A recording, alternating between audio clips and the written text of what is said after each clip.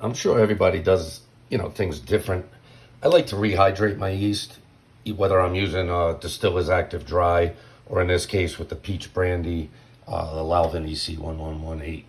Um, so I usually just take, a little bit in a cup of the mashes. I'll get a little bit in a container or some kind of cup, pull a little bit out, stir it up, and then, rehydrate it. It's probably been about 20 minutes. As you can see, it's starting to cap up already, just rehydrating the yeast.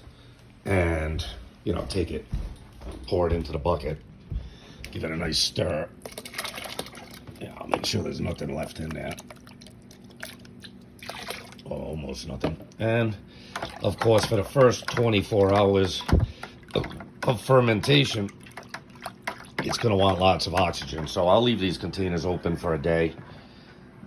And the yeast will start to activate, utilize the oxygen. Then after maybe tomorrow, the same time, tomorrow afternoon, I'll cap them off. I probably won't cap them off solid either. I usually like to leave a little air allowing to get in. I don't use locks, like air locks that much. I'm not really concerned too much with anything getting in there. You know what I mean? I've never had problems. In fact, I kind of like having an open fermentation.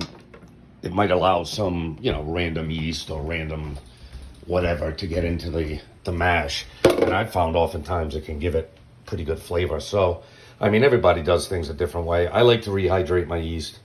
I find it works best. It kicks it off, gets it going, gets it used to being in the environment that it's in, with the peach, the peach mash, the peach moonshine or brandy or whatever you want to call it.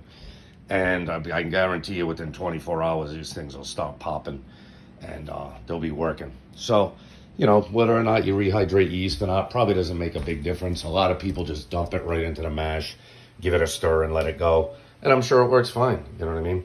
But for me, I always rehydrate my yeast for what it's worth.